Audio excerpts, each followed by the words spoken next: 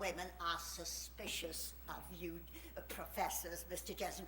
I hope you don't mind me speaking like this. Certainly not, Mrs. Gamage. After all, talking to you is like talking to the average American housewife. I mean, well, you're not average, but you speak for them. Very nicely put, Mr. Jensen. I don't know why everybody says he's so conceited. Oh. Dick stuck up, but he has the spirit of humility, an old shoe. In fact, and as far as being an intellectual, he can barely get through the Greek anthology without a trot. Let's face facts for a minute. You don't mind if I talk turkey? No, by all means, turkey. You are not the ideal candidate for the women. You do know that, I suppose. Well, what women do you have in mind? The women don't like you trying to be funny all the time. Ah, sorry. Well, Abraham Lincoln was a bit of a humorist. Yeah, well, the women weren't voting in 1860.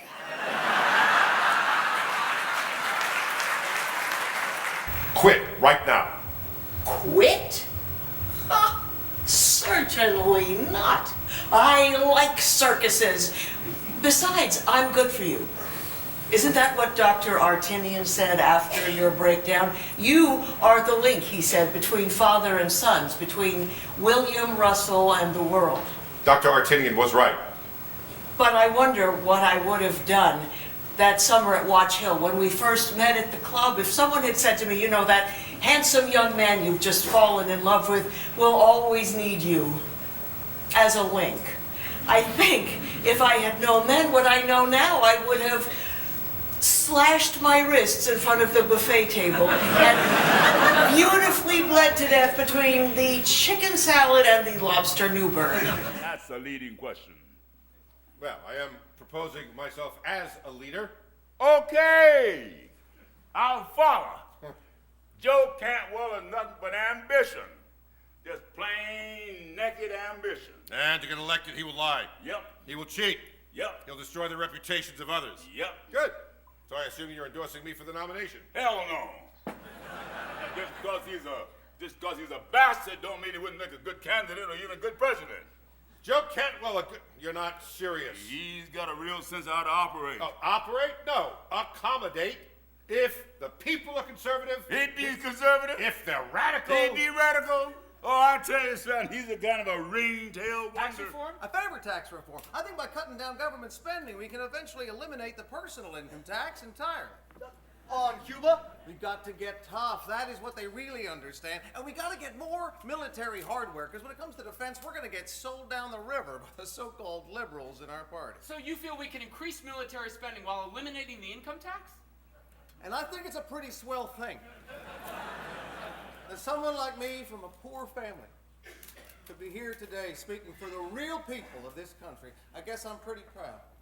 No matter what happens this week, pretty proud to be an American. Joe Cantwell! Ma'am. Oh, I just want you to know I'm for you because you're not rich. Thank you, ma'am. And may the good Lord increase your kind. All I can say is, come Wednesday, I only hope that the best man wins. Say that again, Senator. May the best man win. I think it took the courage of a lion to be in favor of people using these contraceptive things when you're in public life. Of course, I guess you didn't know then that your husband would be running for president one day, and when you do that, you just can't afford to offend a lot of nice people who vote. Yes, I realize that. We must offend no one. Of course, if you offend no one, you also don't please anyone very much either, do you? But I suppose that's an occupational hazard of politics. We are all interchangeably inoffensive.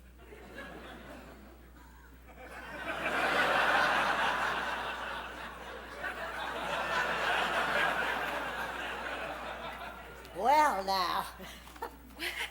Well, hooray for Mrs. Russell. Do you know, you sounded just like your husband then, didn't you, Sue Ellen?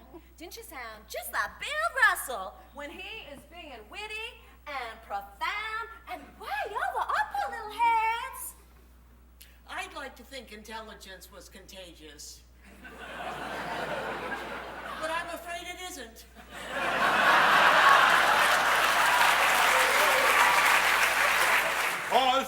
point that you're offensive, I'd have told you why I came here and what I mean to I do. hope you realize you just admitted you don't believe this accusation against me. You're openly confessing collusion. Joe, shut up!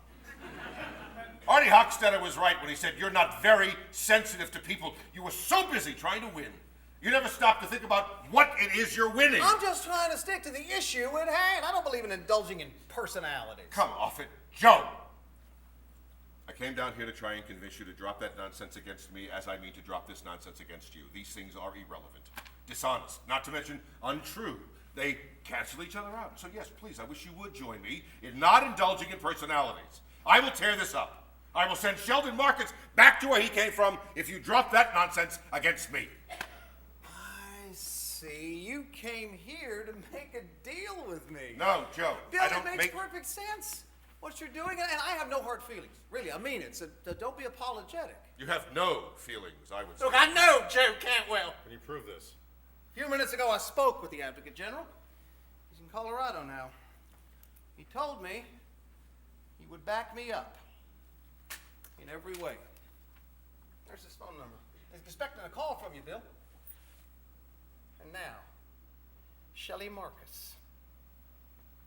If you ever say one word about this to anybody, I will have you up for libel. Criminal libel. Look here, Joe. Don't you In threaten fact, me. I will involve you personally in that whole mess at ADAC, and by the time I'm finished with you, Don't you bully me, Joe. Don't you try to I'll make you wish you'd never been born.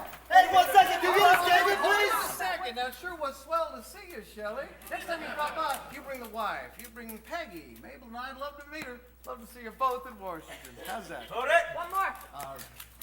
Wait,